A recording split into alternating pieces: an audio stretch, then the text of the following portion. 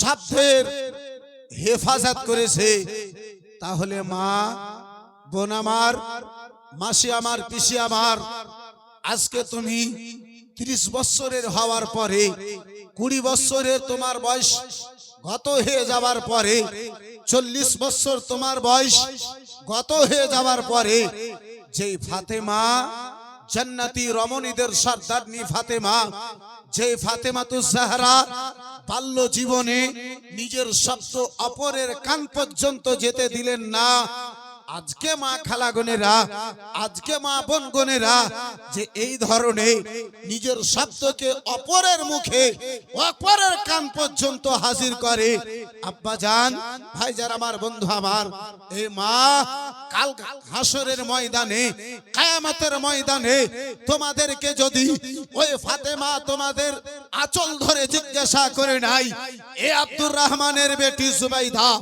এ আব্দুল জব্বারের বেটি খালেদা, বলো আমি বাল্য জীবনে আমার আব্বা জানের শরীয়তকে এমন বাঁচিয়েছিলাম, শরীয়তকে আমি এমন বাঁচিয়েছিলাম, বাল্য জীবনে মা জননীর দুধ পান করা অবস্থাতে আমি নিজের শব্দকে অপরের কান পর্যন্ত যেতে দিই নাই।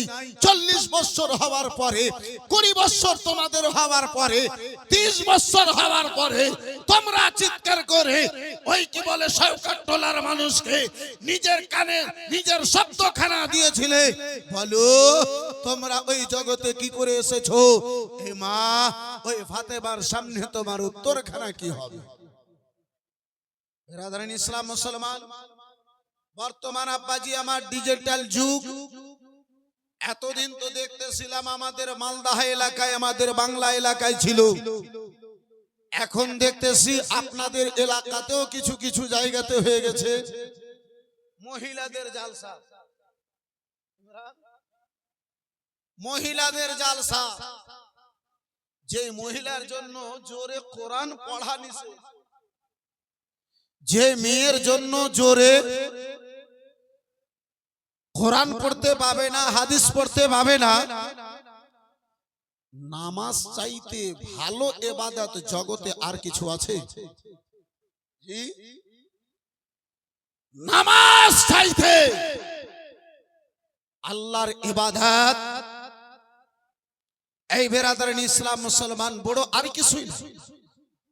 রোজা আল্লাহর ইবাদত বটে, নামাজের পরে হজ আল্লাহর ইবাদত, নামাজের পরে যাকাত আল্লাহর ইবাদত, নামাজের পরে দান আল্লাহর ইবাদত, নামাজের পরে মা বাবার সেবা আল্লাহর ইবাদত, নামাজের পরে। এই মুসলমান, এই বাবা জীবন ভাইরা আমার, বন্ধু আমার, কিন্তু যদি আমার শরিয়ত জিজ্ঞাসা করেন, যদি মুফতিদেরকে ফতোয়া জিজ্ঞাসা করেন, হুজুর হুজুর নামাজ হলো সবচাইতে অতি উত্তম, এই নামাজে ইমামতি করার জন্য মহিলাকে যদি দাঁড় করা হয়, মেয়েদেরকে যদি দাঁড় করা হয়, মেয়ে ছেলেকে যদি মুসাল্লায় দাঁড় করা হয়, হবে হবে না? মুফতির ফতোয়া হবে একটা নয়, শত শত কিতাবের মসলা এটাই যে ইমামতের জন্য, ইমাম হওয়ার জন্য শর্ত হলো 6টা। এই সেই 6খানা শর্তের মধ্যে একটা শর্ত হলো ইমাম যে হবে সে হবে ছেলে মেয়ে নয়। ইমাম যে হবে সে ছেলে হওয়া জরুরি, মেয়ে নয়। বেরাদারান ইসলাম মুসলমান, এই বাবা জীবন ভাইরা আমার, মেয়ে যদি নামাজের ইমাম যদি না হতে পারে, মুসাল্লার যদি ইমাম না হতে পারে, কি ব্যাপার গো অপারেটর? খানা দানা মেশিং এর কম হয়ে গেছে না কেমন কি? বন্ধু আমার, বেরাদারান ইসলাম মুসলমান, অপারেটর ভাই মেশিং এর কাছে ফিরে এসো। আসে না, শুইতে গেছে, ও চলে গেছে গাইতে। বন্ধু আমার, বেরাদারান ইসলাম মুসলমান, আমি বলতেছিলাম আব্বা জান, একটা মহিলা, একটা মেয়ে যদি মসজিদের মুসাল্লার যদি ইমাম না হতে পারে, বাড়িতে বসে কোরআন যদি তেলাওয়াত করে মুফতির ফতোয়া এটাই হবে। এমন শব্দ আস্তে করে কোরআন পড়ো, কোনো পুরুষ মানুষের কানে যেন তোমার কোরআনের তেলাওয়াত যেন না যায়। তাহলে আব্বাজি, এই ভাইজান, এই আব্বাজি আমার বন্ধু আমার, এই মঞ্চে দাঁড়িয়ে মাইকে করে যে একটা মহিলাতে চিৎকার করে বক্তব্য দেবে, এটাই আবার কোথায় শরিয়ত তাকে পারমিশন দিল? এটা পারমিশন সে আবার কোথায় পেল? বন্ধু আমার, বেরাদার ইসলাম মুসলমান, কিন্তু দুঃখের বিষয় আব্বা, আমরা এই বেরাদার ইসলাম মডেল যুগে পড়ে গেছি, স্টাইলের যুগে আমরা পড়ে গেছি। এই বন্ধু আমার বেরাদার ইসলাম মুসলমান, আমরা দুনিয়ার ফ্যাশনে পড়ে গেছি। যাই হোক আব্বা জান আমার বেরাদার, ওই মা ফাতেমা তো জাহরা রাদিয়াল্লাহু তাআলা আনহা, মাইকম্যান ভাই কই? খানা খেতে চলে গেছে। দুরূদ শরীফ আল্লাহুম্মা সাল্লি আলা সাইয়্যিদিনা মাওলানা মুহাম্মদ ওয়া আলা আলি সাইয়্যিদিনা ওয়া আলা আলি সাইয়্যিদিনা মাওলানা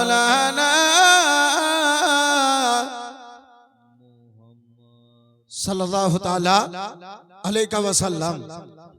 মুআজ্জাজ সামনে কিরাম, বাবা জীবন ভাইরা আমার বেরাদার ও মুসলমান, গভীর মনোযোগ।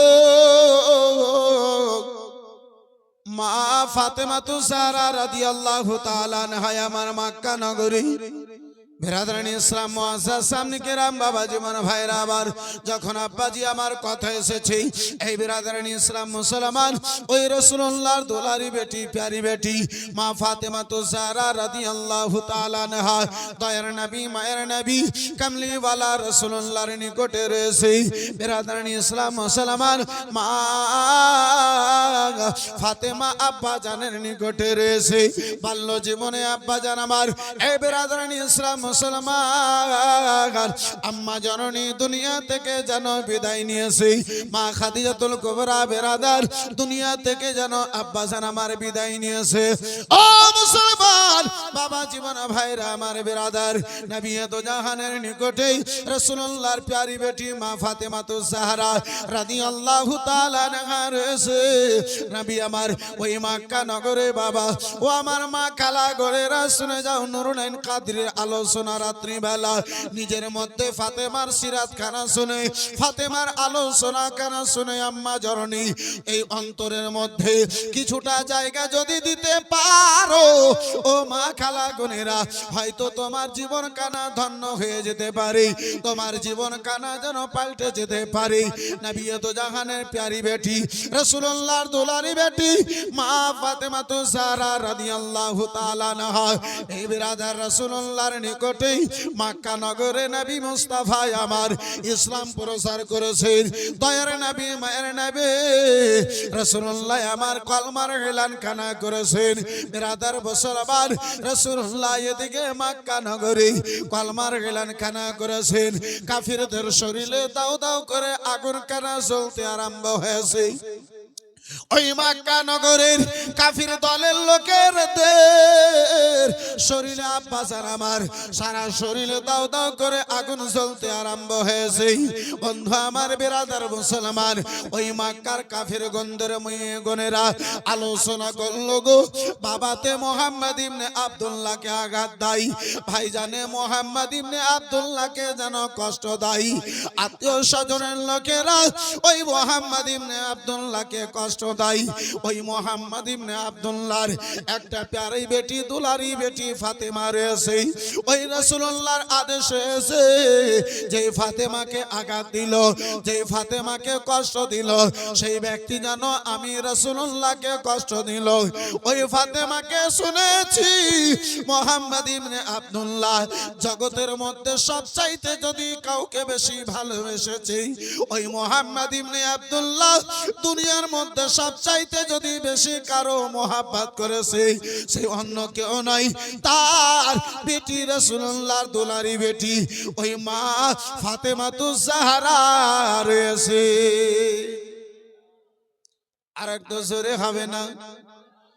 নবীর বেটি ফাতেমা জান্নাতের রানী,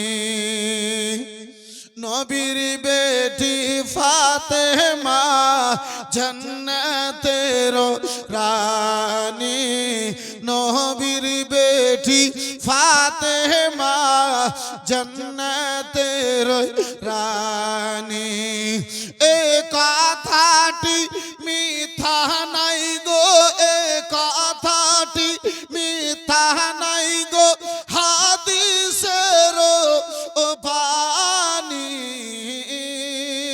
নবীর বেটি ফাতেমা জান্নাতের রানী, নবীর বেটি ফাতেমা জান্নাতের রানী।